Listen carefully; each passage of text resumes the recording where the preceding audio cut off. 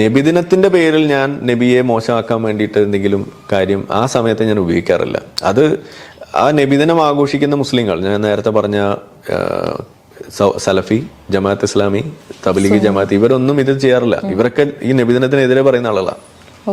Okay, അപ്പോ അവർ already അതിനെ പറഞ്ഞുകൊണ്ടിരിക്കുകയും മാത്രമല്ല അത് ആഘോഷിക്കുന്ന ആ മുസ്ലിങ്ങളുണ്ടല്ലോ, അവരാണ് ഇവിടുത്തെ മെജോറിറ്റി എന്നുണ്ടെങ്കിൽ ഇവിടെ ഒരു നാട്ടിലൊരു കുഴപ്പമുണ്ടാവില്ല. അതാണ് ഞാൻ പറയാം.